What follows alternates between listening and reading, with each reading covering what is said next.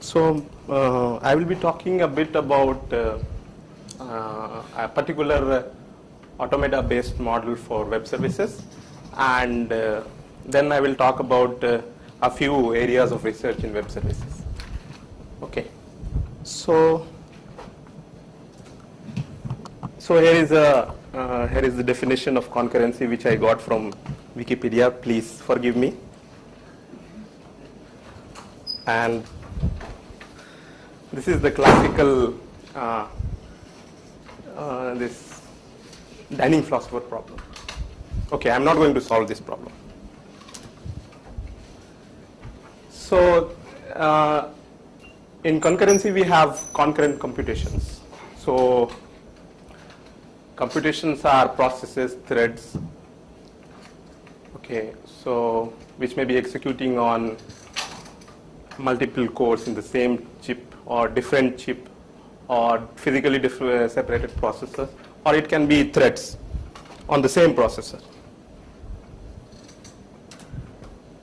Okay, so as you may know, this concurrency first cropped up in operating systems, and it is ubiquitous in database management systems.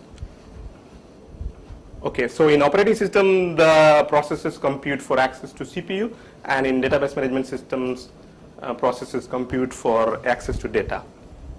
And due to concurrency, there are a lot of consistency issues.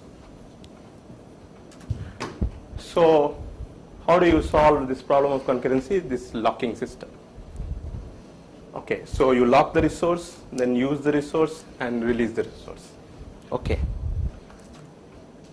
So in web services also, as we look at, there can be different ways of looking at it, but the same problem crops up. Okay, and this is again, please forgive me, this is again definition of web service which I have taken from Wikipedia.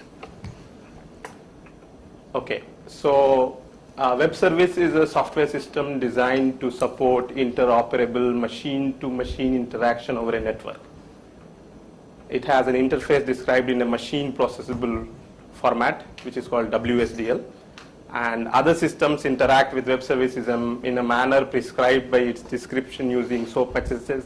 I don't know what does it mean, but I understand this picture. Okay, so in web services you have two things basically. So one is here. So this is the thing. So this is the service. This is the service provider, and this is the service requester. These are the two things. What is going on behind the scene, WSDL, SOAP, or UDDI, whatever it is, it does not matter. Okay, we have a service provider. It's a program which is doing something, and here is a service requester which is trying to get service from the service provider. This is it. There is nothing more in web services.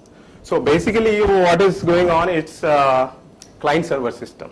So here is a server and here is a client. Okay, so it's a classical client-server system. But there are other things, like this service provider may not be a standalone program. It may be a composition of many programs. Okay. So it may many web services may compose together to form one web service. That's a separate issue. But that the whole thing you may compose it in one computation. Okay. So this is a classic case of client server systems. So there are two things. So there are two components. One is the service provider, another is the service requester or consumer. So what I am trying to say is this. I am trying to say is that web service, so the service provider is a resource. Okay. And the client is a process which wants to access that resource.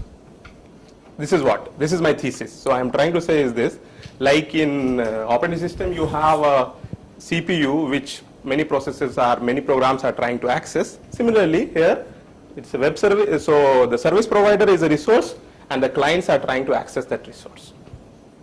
Okay, so this is my thesis. And my thesis, what I am trying to say is that I am trying to map that concurrency which is there in operating system in terms of access to resource here.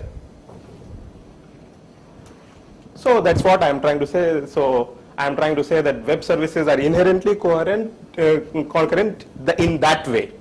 It's not entirely correct. It may not be entirely correct. There may be concurrency issues due to different other reasons. But here it is due to this way. If we see it as a client-server system, then the concurrency crops up in this way as a resource, contention for the resource. And the resource is the web service provider. Okay, several service consumers compute for the service offered by the service provider. Okay, so this problem can again be solved by using a different kind of locks. And I'm trying to say that this is lock system. This is a locking system which I call it a session paradigm. So establish a session with the web service provider, and that way you lock the service provider, and then you work with the web service provider during the session, and then you terminate the session. So this is a lock use, the same paradigm of lock use resource. I am calling it as session paradigm, which I can do, isn't it? So this is the classic client-server paradigm, and the client-server paradigm using having sessions is solving the problem of resource contention in this way. Okay, so we talk about client-server system, and in this, so I jump to client. So instead of talking about web services, I talk about client-server system. Okay, so this is where I have a single server and multiple clients. So how many clients? So we say that large number of clients, unknown number of clients, unbounded number of clients, which basically comes up all the time. For example, if you are trying to book a ticket on a railway using ICRTC, so there is a web service. There is a web service for maybe train number 2016. So unbounded number of customers are trying to book the ticket on it. We don't know beforehand how many people are trying to book a ticket on 2016. So we don't know how many clients are there. We know that there is a web server for 2016, but how many clients are there for that thing, we don't know. So we have unbounded number of clients and a single server. Okay. So clients send request for the service and the server responds. So we differentiate between two types of client-server systems, discrete and session oriented. This is again, this is not our jargon. This is a standard jargon in the web service community. We call it passive clients and active clients.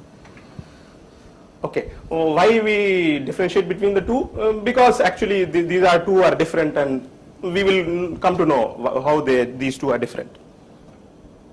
So this is one example of loan approval service. Please forgive me for the figure. It's not, I downloaded it from somewhere. Okay, so this is a loan approval service, and there is a loan officer as server, and there is a borrower as client. So what is going on is that there are many people trying to borrow from a bank. Okay, so they go to, so this service is going on online. Okay, you don't need to go to the bank for the loan. So you log on to a loan so via browser you open a client service, and you connect to a loan officer, which is a web service, and you try to get a loan. Okay, these things are there these things are not available here, but they are going on. So there are, even if you go, so if you try to find, there will be a lot of information of loan approval service on the net. Okay, so the client gives a request, and the server either says yes or no, nothing else. This is another kind of client server system. This is this why we are differentiating between the two? Actually, so we say that this thing is a passive client system because the client simply sends a request and waits for an answer from the server. And here this is an active system in which this thing is a server. So that this is a travel agent web service. This is a server, and these things are actually the clients. Okay, so there are and the clients are interacting with the travel agent, and there are multiple interactions between the two. Okay, in the case of passive client, there is only one interaction. So a request is sent and yes or no comes. Here there are multiple interactions between clients and server. So that's the way these three things are different. Okay, so here is a model for passive client services. Okay, this is a automata based model. So actually what is going on here, it may look a bit intimidating, but what is going on here is that there are different types of clients. So this gamma 0 contains the types of clients. So that depends on service actually. So if suppose in the case of loan approval service, so I say if there are maybe I will allow a request for maybe 5,000, 10,000 and 15,000 and not more. And these are the only 3 possible requests. So for each slab, I have a different client type. That is what is going on. So if I want a 5,000 loan of 5,000, I actually log on as a client of type 5,000. Okay. So with different slabs, we have different types of client. Okay. And so what is going on this the server? What it does is that when it gets a request from a client, it simply it remembers that how many requests I have got for 5,000, how many requests I have got for 10,000, how many requests I have got for 15,000, and so on. It just actually counts the number of requests for each client types. Okay, and depending on the cache it has on hand and the number of clients, it says yes or no. Okay, that's what is going on. So and this so it's a finite state system, but because it is counting the number of states, the real number of states, because it's a counting is going on, the number of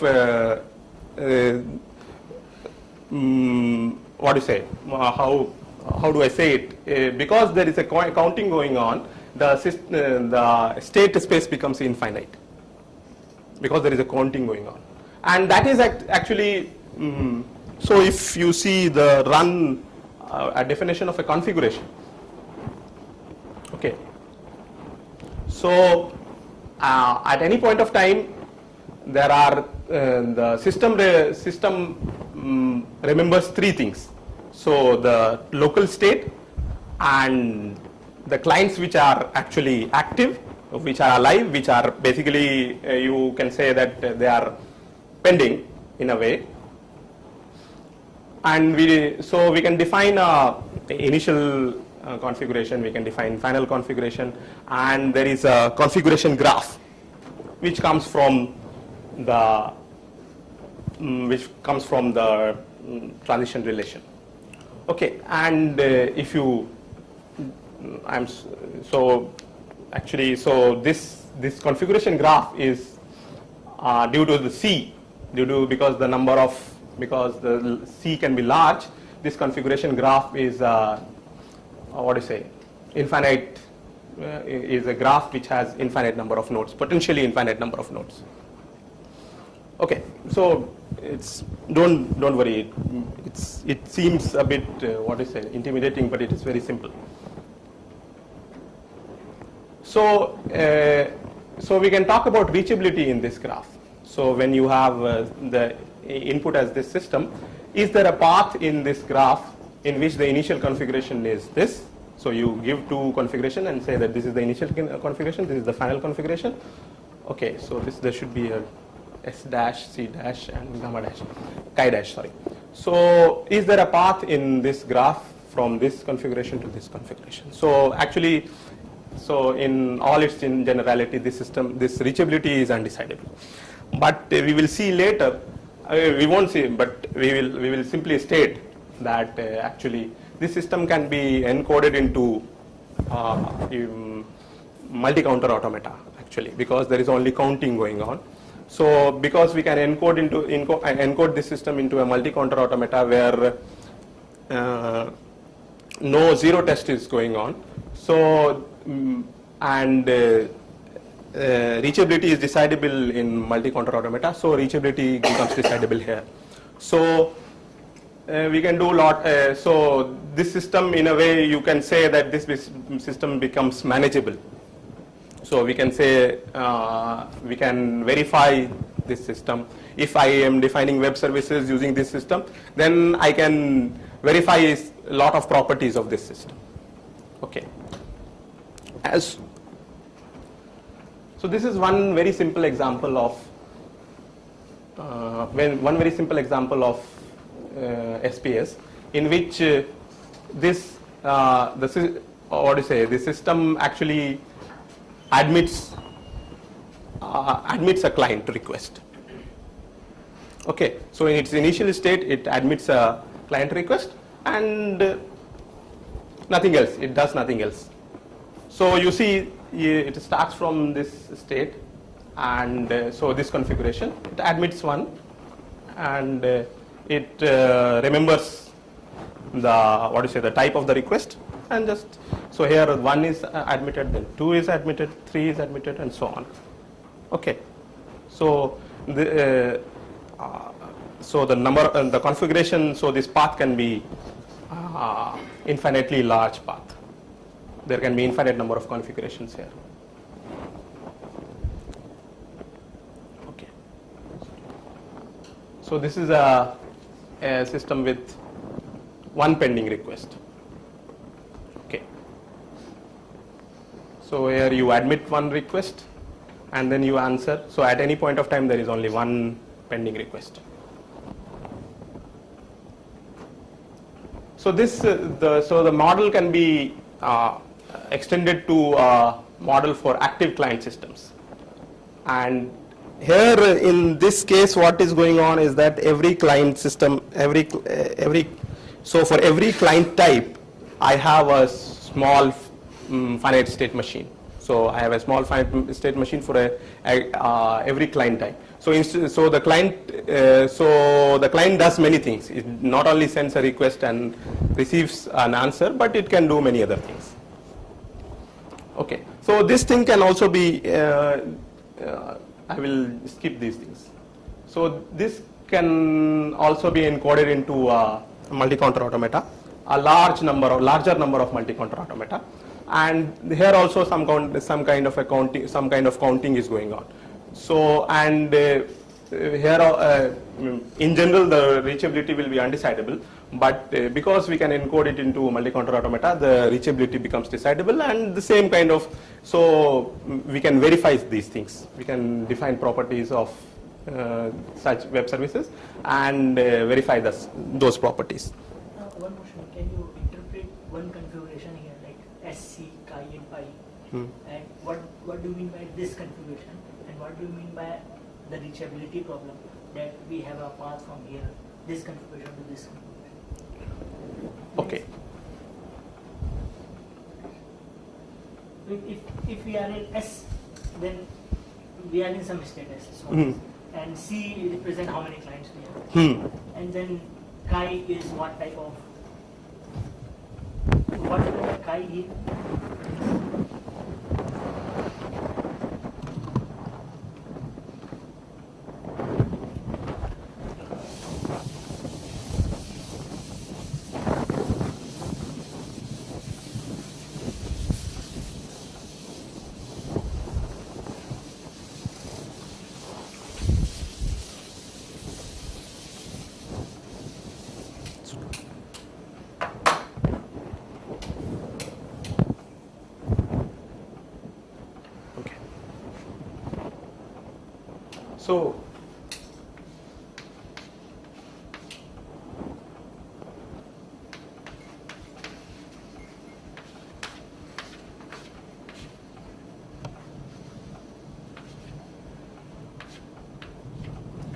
So you start with initial configuration. So this is the initial state of this, and you have no client pending in the system, and so there is no information about the client in your system. Okay, so you admit the. So actually, so I should not be having all these things. So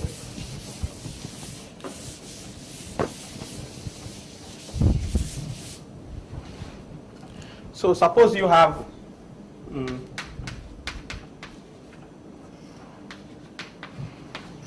you allow two type of clients. Okay, so for every client you define the client alphabet. Okay, and there is a small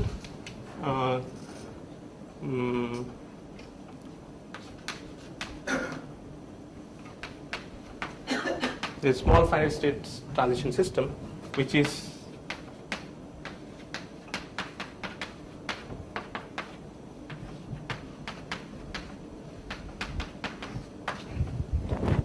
there is a finite state transition system defined for each client. So this delta U is over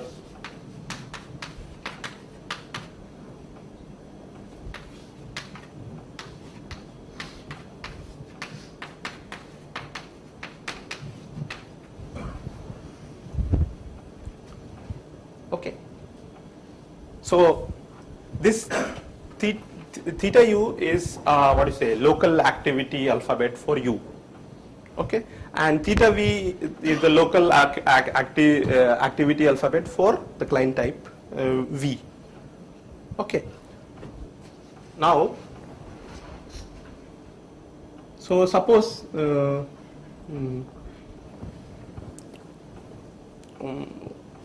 what happens?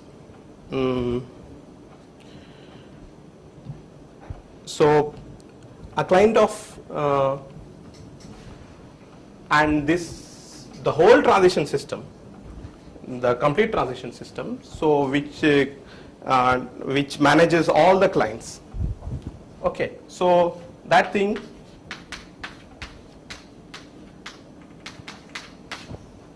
is defined over some gamma.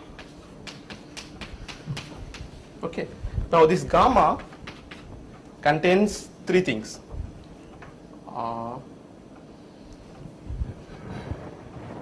This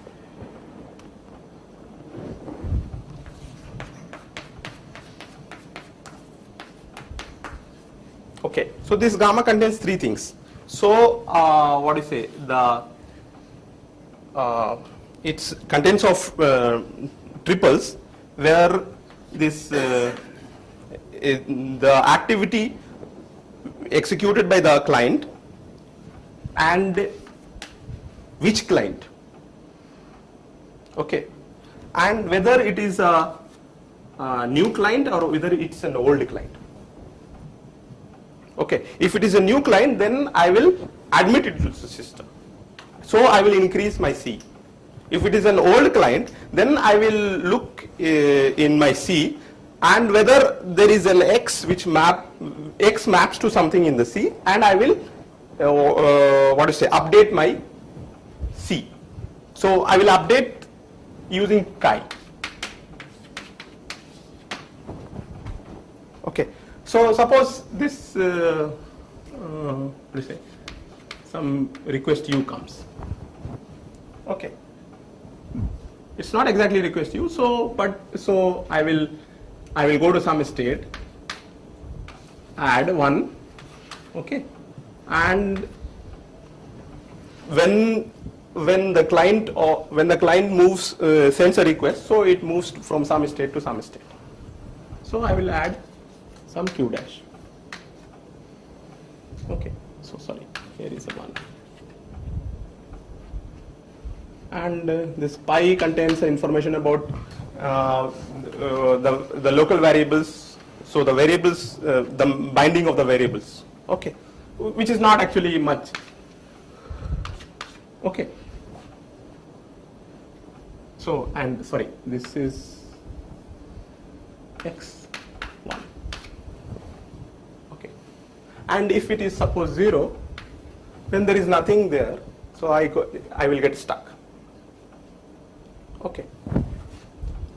And then suppose I do some theta x0, then I will go to some s2, and 1 will go to some q double dash. Okay.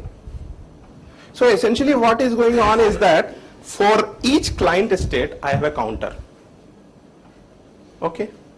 So I don't remember actually, so I don't remember which client is in which state. I remember only how many clients are there in this state. Okay, so there are all possible client states. So I take all possible client states. For each client state I have a counter. Okay, so I just count how many clients are there in this state. And if there is a transition going on, so then I will decrease one counter and increase one counter. Okay, that's what it is going on. And I don't worry about, so there are variables floating around, but those variables are not bound to some particular, client name. They may change, it does not matter. Okay, that is just for defining things. Okay, so if there is a client transition from some q to q dash, I don't worry whether it is in 23 or 24 or 25 or 42. Okay, so there is one client goes from this state to this state. Just that's what I remember. Okay, so it's very important that the client transition systems are defined beforehand, because accordingly how many states are there in the client transition system, I will construct a counter.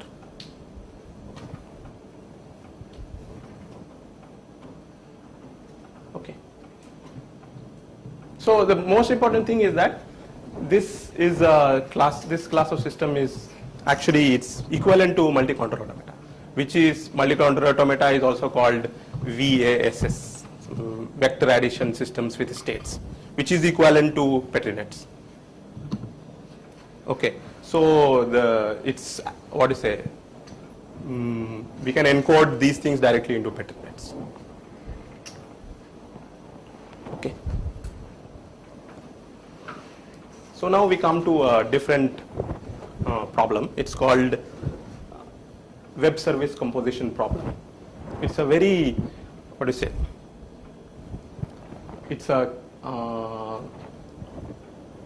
it has been a hot area of research in web services for a long time. Okay, so if you remember that picture,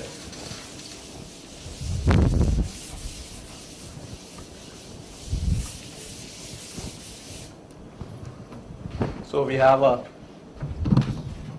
service provider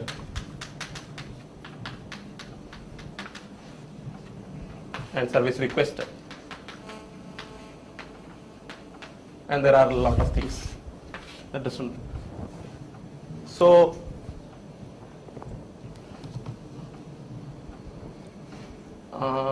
the client, the service requester or client sends some request to the service provider, and it may be possible that the client request cannot be satisfied by any single web services, but there are many actually.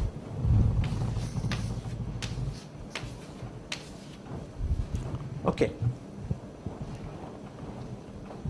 Okay, so but the request can be satisfied by combining the parts of this all these web services. So so in fact, this is a better. So I have an example with me. Okay. So there are these 4 web services. One is for booking airline tickets, one is for booking accommodation in hotel, one is for booking train tickets, and one for registering in an event. Okay, so these are simple web services which do simple things. Okay, now so what a client wants to do is to book a ticket and book a room in a hotel and register for the event. He wants to do three things. It does not matter for him whether the ticket is booked through airline, whether it's an airline ticket or a train ticket. It does not matter. But first, any mode of transport is okay for him. So a ticket is booked, then a limousine is booked, and the hotel room is booked, and so on. So everything, but they have to be done in a particular way. So this is the way. So he wants it to be done in this way. So this is the service he wants. Okay. But these web services individually don't provide the whole service. But you can compose these web services and you can get this web service. Okay. So here you have, what do you say, these 4 finite state machines, 4 finite automata. Okay, you see here this is a shuttle. So shuttle is also booked, but here no shuttle is booked. So you are discounting some part of the automata, some some activity you take and some activity you omit. Okay, so what is going on? So you have these 4 finite state machines, and you want to bring together these four finite state machine, and you compose one finite state transition machine. Okay, parts of it. Okay, and what you want to do is to define another finite state machine which orchestrates the original machines to give you this machine. Okay, so this is a classical problem which is called reactive synthesis problem. It's again a very old problem called. So it's a variant of reactive synthesis problem. Okay, actually this is not the reactive synthesis problem. In reactive synthesis problem, what you are given is that you are given a LTL formula or CTL, some specification in some logical language phi, and you construct a finite state machine called D such that the language of D satisfies phi. Okay, but this is a variant. This is a variant of that problem, in which you don't need to construct an automata anew. You already have some 4 or 5 automata, and you somehow control those things. Take some operations from here, some operation from here, some operation from here, combine them together, and you construct a desired machine. Okay, so basically you construct some controller. Here it is called orchestrator, and which controls the environment and executes the machines in CW such that the ultimate behavior is according to T. Okay, and many people have solved this problem in different ways, and one is called Roman model. Okay, so it's many people in this model, each service in the community of web services is defined as a non-deterministic finite state machine. Okay, and the target service is also defined as a finite state machine, and they define a orchestrator, which is again a finite state machine which orchestrates the CW according to T. Other people have done it in different ways. Some people have used the Petrinet model, okay, and some people have used some other way of doing it. and they have extended this model by adding data to it, and they call it Colombo model. Okay, so with data the thing becomes more complicated. Okay, and this is a very hot area of research. Okay, so now we come to another area of research which is called web service choreography. Okay, so here it's actually the same problem, you look it at a different way. So instead of seeing it actually by giving a different example, what I can do is that you look at the same example, same thing. So here this is the target web service. So it can be a complicated web set of behavior. What you can do is, so they call it choreography. Okay, in the web service choreography community they call it a choreography.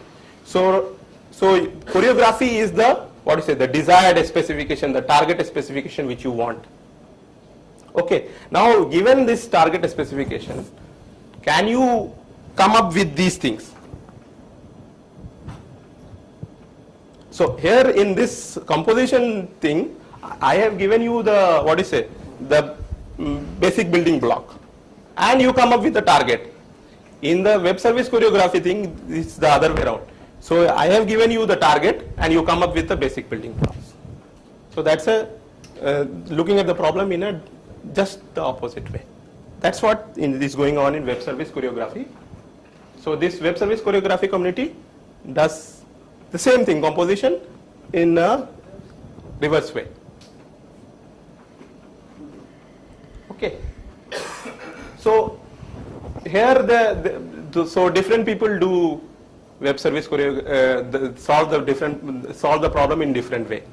So some people use it this automata based choreography model business. So the choreography is so there what we said, we were calling it choreography, community of choreography web services, and we go from community of web services to target web service. Okay, so this community calls this thing service implementation, and this they call it choreography.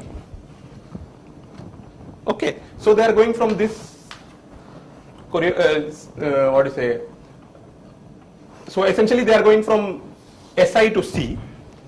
Okay. So why? Okay. So the choreography is represented as a finite state machine. The service implementations are also represented as finite state machine. Okay.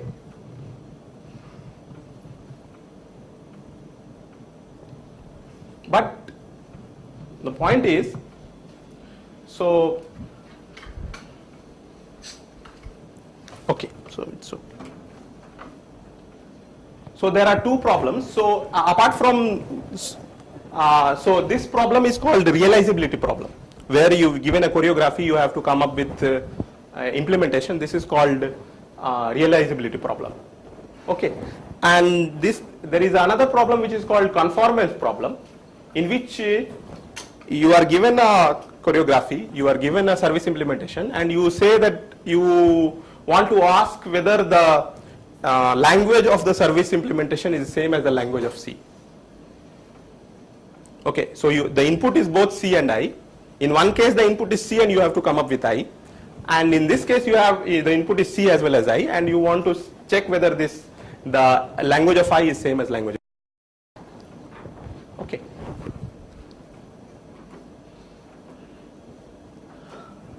Okay, so now we come to web services with data. Okay, so this is let us go back to this loan approval service problem. Okay, the web service. So what is going so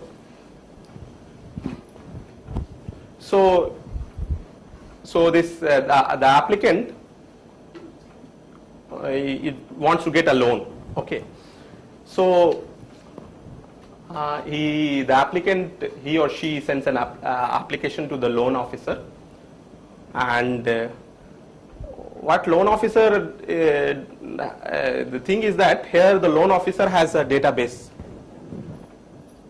along with him. So the database contains the information about all the people who have applied to him, who have account, a bank account in that bank, and those people who have asked in their their identity information and all those things. Okay. And there is an independent credit agency which gives credit ratings. Okay. So whenever this loan officer gets an application for a loan, it sends a message to credit agency with the information about the applicant and wants credit rating. Okay. So the credit agency, looking at its own, so the credit agency also has a database about a lot of people with him. Okay, it will send some rating. So it may be high rating, low rating, middle rating, and all those things. Okay, so the loan officer does not give approved loan arbitrarily. If the applicant has excellent credit rating, then it will accept straight away. If the credit rating is poor, then it will reject straight away. If there is something in the middle, what it will do is that it will get the credit history from the credit agency, send it to the loan manager, and then loan manager will decide. So essentially there is again some choreography going on, but there is data. Okay, so this credit agency has a large database. The loan officer also has a large database. Okay, and if you want to model this thing as a state machine, as an automata, okay, then this thing is actually, because of data, this thing is infinite. Okay, so what do you do with it? So if you want to say that, okay, we will write a web service. Okay, so it's a web service for loan officer, web service for credit agency, web service for loan manager. Okay, and this thing is done, is automatically. Okay, and I want to make sure that the application for a loan is processed correctly. Means people with excellent rating get loan straight away. People with poor rating get rejected straight away. So how do you make sure that this thing is correct? So this web service, if you have these web service and they compose together, they work together and process the application correctly, you have to verify it somehow. So how do you verify it when you have database, large data along with you? Okay, so this is it's a difficult problem. It's a difficult problem to address, difficult problem to solve. Okay, but there is a community who are trying to come up with subclasses of problem. So clearly you can't put a bound on data, because then this thing becomes there is no point having a bound on data. It becomes immeasurable. The whole problem becomes laughable, in fact. So how do you verify these things? So one way to verify this thing is that even though the underlying system is infinite state, you come up with properties which are decidable, properties which you check efficiently. That is possible. If you can, there are logics, so you can define logics which you encode appropriate properties which are good enough. You can't, of course, you can't check everything, but you can come up with those properties, and those properties are good enough actually. Those like those specification languages, they are good enough to solve a lot of problems. Okay, so this is one. So here what they have done is they make sure in this particular case what is going on, that each web service has a database, and that database remains fixed throughout the series of interaction, and whatever the changing part of the database is modeled as state. And so if one application comes and it is processed from the beginning to end, that will be one computation of the composite web service. Okay, in which the database at each point remains the same, but whatever the changes are going on there in the state. Okay, and you define a specification in such a way that you see, like for example, if you have something like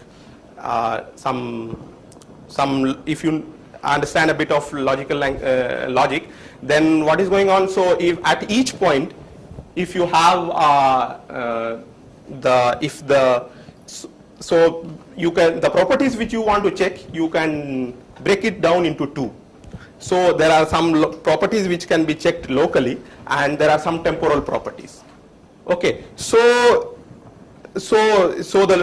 if you can somehow break it into two cleanly, that the local properties are completely isolated from the temporal properties, then the whole verification problem becomes decidable. Okay, so this way they solve this problem. So this composite loan approval web service should operate according to some bank policy, and this is the bank policy, that the loan officer can make independent decision for some cases, and for all other things it will ask the loan manager. So, and this thing can be actually encoded into decidable specification languages, and then that can be checked. Okay, so now we come to another area of research, which is entirely different from what we have been talking about till now. Okay, this has something to do with type systems, so which appeals to Robin Milner, and Robin Milner said that well-typed programs can never go wrong. So what does this mean? This means that if you write your programs in a programming language which is well-typed means, like for example in C, you give a type to every data. Okay, so if I somehow write a program and I can give a type to every component of the program, and inductively I can, so I start from some small variable, I give it a type, and I will go to larger components of program, and each component I give a type, and ultimately the whole program I give a type. If I am able to give it a type successfully, this is called typability problem. So if I am able to do this successfully, then the program, we call it well-typed. C is not well-typed actually.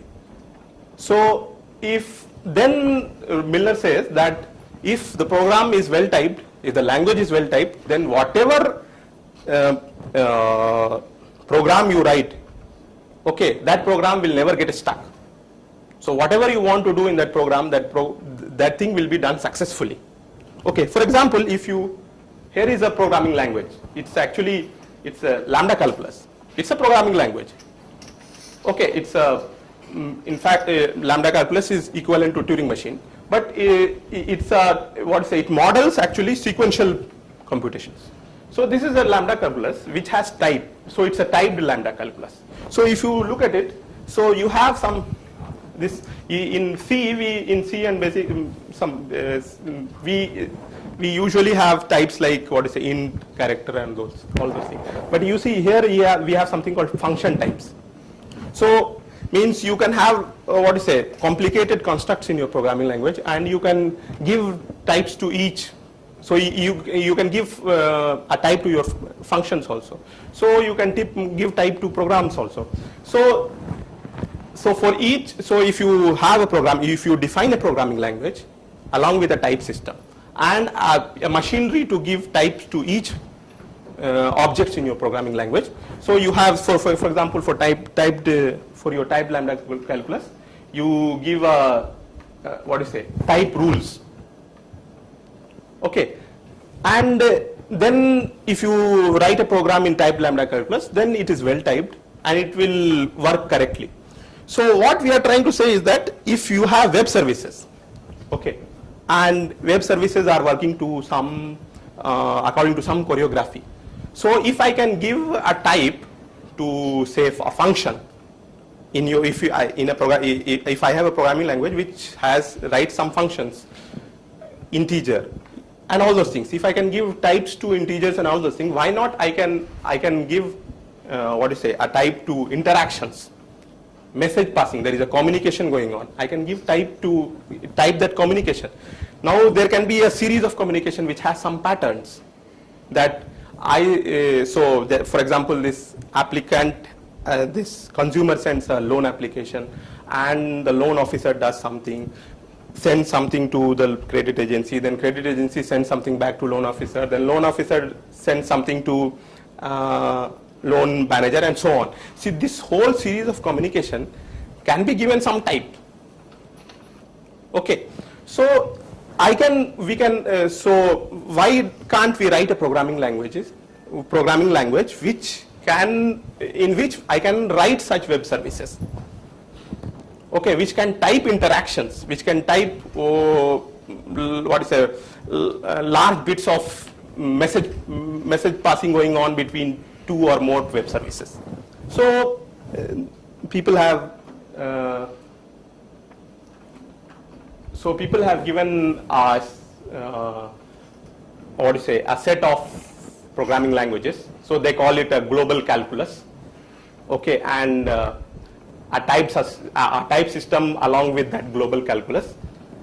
And they have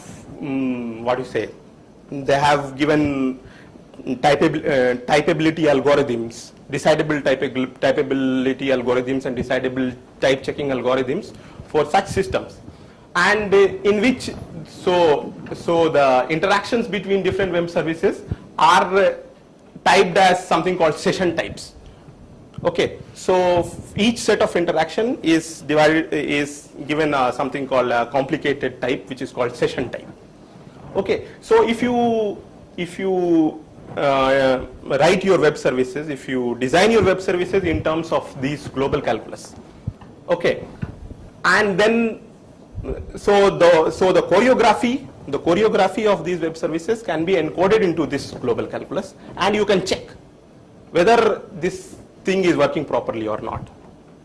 Okay, if it is well typed, then your set of your choreography is correct.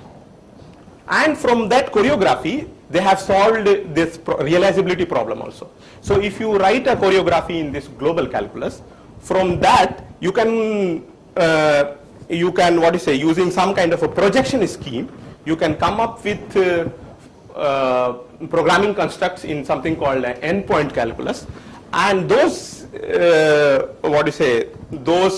component formulas or terms in endpoint calculus will give you the individual behavior of each web service.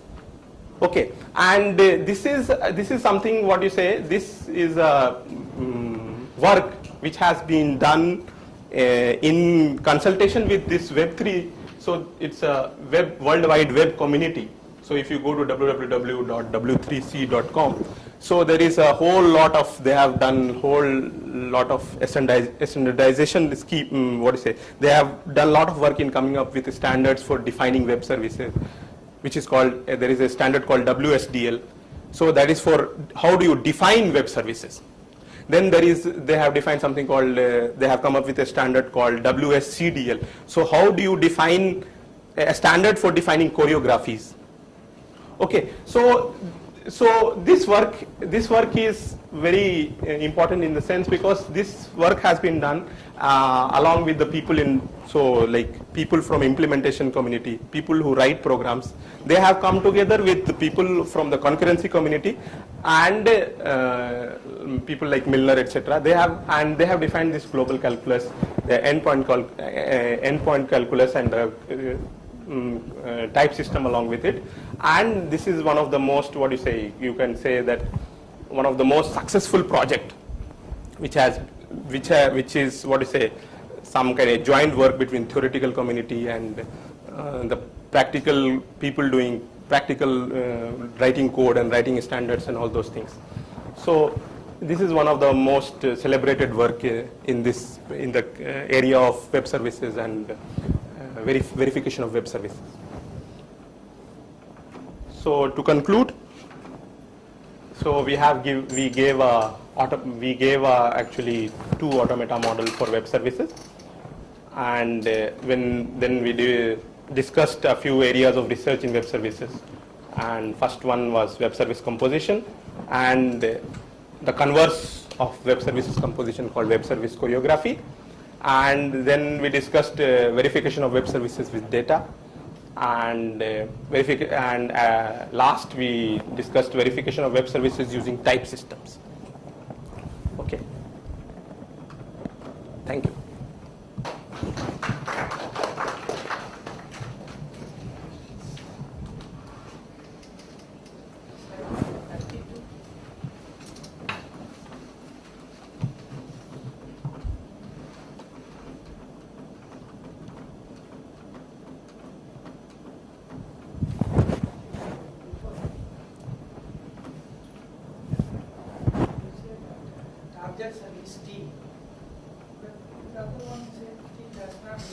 Yes, yes. That's what, no, you see, this is CW. So this is the community of web services. There are 4 web services in this community. And this is my target web service. This is not there in here. Because you see, there is some, you are booking plane ticket and booking as well as booking hotel ticket. There is nothing called, this plane is here. So some other web service is booking plane ticket and some other web service is booking hotel room. So 2 web services are doing 2 different things, but you want to join together and come up with a web service which does everything. Okay.